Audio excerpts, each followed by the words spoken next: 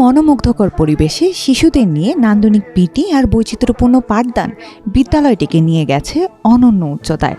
জাতীয় সঙ্গীত, শপথ বাক্য ও ধর্মীয় গ্রন্থ থেকে পাঠ, গান নাচের পাশাপাশি প্রতিদিন থাকে শিক্ষার নতুন বার্তা।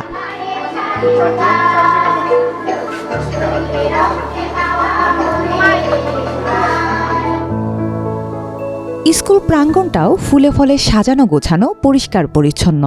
স্কুলের দেয়ালে দেয়ালে প্রাণের বর্ণমালা, মনীষীদের বাণী, গণিতের বিভিন্ন চিহ্ন, আকার আকৃতি, নাম তার ধারণা, বিজ্ঞানের বিভিন্ন আবিষ্কারের ছবি যেন এক একটি বইয়ের পাতা।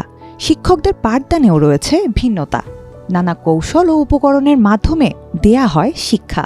এই বিদ্যালয়টি অনেক সুন্দর। এই বিদ্যালয়ে আমরা আসতে খুবই ভালোবাসি।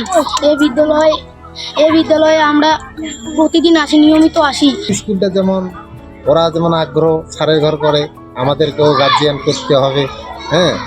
না করলে তো মনে করেন বাচ্চার যদি একটু সমস্যাতে যদি আমরা গার্জিয়ানরা অ্যালার্ট না থাকি, বাচ্চারা আরও মনে করেন হয়ে যাবে। প্রাণবন্ত এই বিদ্যালয়ে শিক্ষার্থীদের উপস্থিতি শতভাগ। তাই তো প্রত্যন্ত গ্রামাঞ্চলের হয়েও সারা দেশের মধ্যে শ্রেষ্ঠ বিদ্যালয়ের তালিকায় উঠে আসে দিনাজপুরের চিচিরবন্দর উপজেলার সুব্রত খাজাঞ্জি সরকারি প্রাথমিক বিদ্যালয়ের নাম। গত 10 মে প্রাথমিক শিক্ষা পদক 2024 অনুষ্ঠানে দেশের সেরা স্কুল হিসেবে সুব্রত খাজাঞ্জি সরকারি প্রাথমিক বিদ্যালয়কে পুরস্কৃত করা হয়। আমাদের যেরকম সব বিষয়ে একটু না একটু ভিন্নতা আছে। যেমন খেলার জন্য আমাদের 2টা মাঠ আছে। এক মাঠে আমরা ফুটবল খেলি বা আরও অন্য ধরনের কারিকুলাম যেগুলো আছে সেগুলো করি। এই মাঠে খেলার দোলনা, স্লিপার, আবার বসার যে ঢেকি বলে, এসব আছে।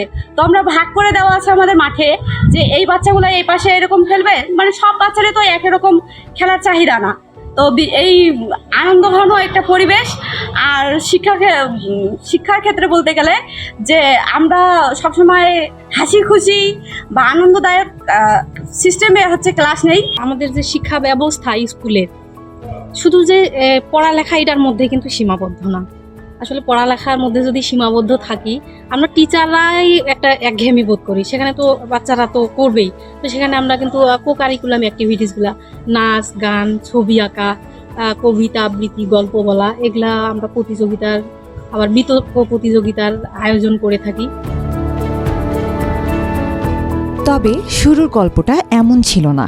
মাত্র 35 জন শিক্ষার্থীকে নিয়ে 2014 সালে পাঠদান শুরুর সময় ছিল না অবকাঠামো। মাত্র 4টি টেবিল, 6টি চেয়ার, 60 জোড়া বেঞ্চ ছাড়া কিছুই ছিল না তখন। শুধু তাই নয়, কোনো বাউন্ডারি ছিল না, কোনো মাঠ ছিল না, এমনকি সরকারি বরাদ্দ বা সহযোগিতাও ছিল না। 2017 সালে সরকারি সহযোগিতার তালিকাভুক্ত হয় প্রতিষ্ঠানটি। এত সংকটের পরও দেশসেরা হয় বিদ্যালয়টি।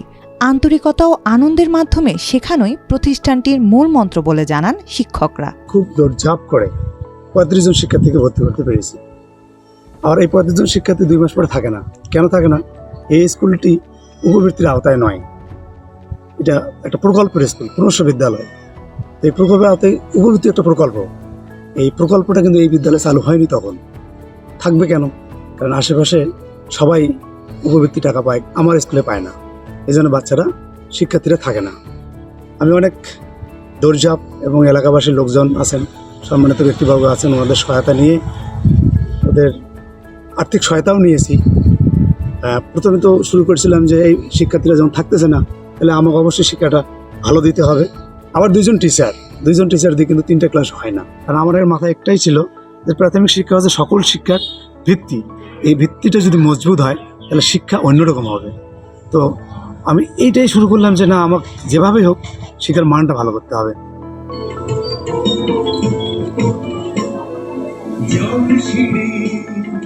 জেলার সুনাম অর্জন বয়ে আনা এই বিদ্যালয়টি এখন অন্যান্য স্কুলের জন্য অনুকরণীয় হয়ে উঠেছে। আমরা চেষ্টা করতেছি যে আমার যারা সহকারী উপজেলা শিক্ষা অফিসার আছে, ওনারা প্রত্যেকটা ক্লাস্টারে কমপক্ষে একটি করে স্কুল এই সুব্রত খাজাঞ্জির মতো করার ইচ্ছা, ওদের আশাবাদ আছে যে আমরা এটা এরকম চেষ্টা করবো আরো। এবং আমার মনে হয় ইনশাল্লাহ আমরা পারবো, এই সহযোগিতা তাদের আছে।